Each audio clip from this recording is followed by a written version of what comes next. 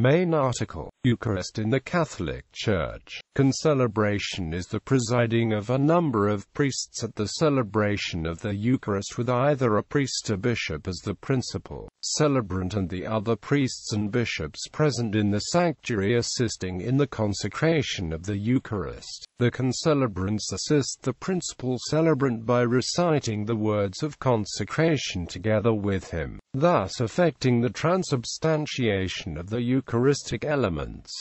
They may also recite portions of the Eucharistic Prayer. This article treats principally of the practice in the Latin Rite within the Roman Catholic Church. History. Concelebration is and has always been common in Eastern Christianity, but in the Roman Catholic Church the practice fell into disuse for several centuries but has been revived with the liturgical reforms of the Second Vatican Council as dictated in the document Sacrosanctum Concilium. Concelebration in the Latin Church. It is known from early Christian art uncovered through archaeology that concelebration took place in the early Church in the West. Although it is not known precisely when it fell into disuse, it is known that the practice gradually came to be reserved for the greater festival days and other solemn occasions. Columba of Iona, in the 6th century, is recorded to have been requested by a visiting Irish bishop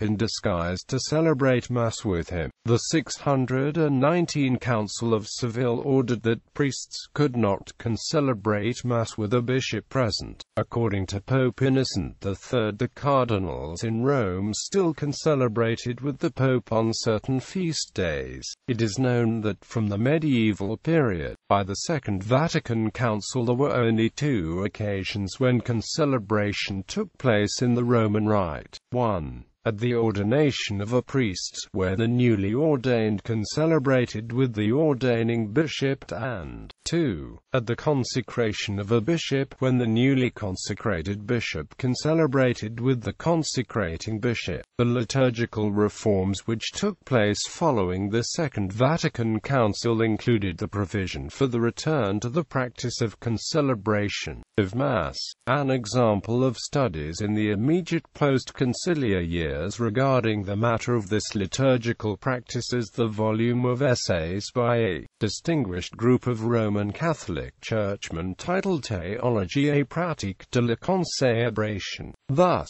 communities with more than one priest could have several priests concelebrate the Eucharist rather than each celebrating it in private, emphasizing its communal nature. Liturgical law allows concelebration on any occasion, but it is more common on feasts, especially those at which the bishop traditionally presides, such as the Chrism Mass on Holy Thursday. An article in Le Civiltà Cattolica of 2 October 2004 pointed out that the reintroduction of Eucharistic concelebration in the Latin Church was in line with the teaching of Pope Pius XII, who taught that the two assistant bishops at the consecration of a new bishop should speak all the words of consecration, thus indicating clearly that, instead of being merely witnesses, they were co-consecrating, concelebrating the sacrament of orders. He applied the same rule to concelebration of the Eucharist in his talk of the 22nd of September 1956.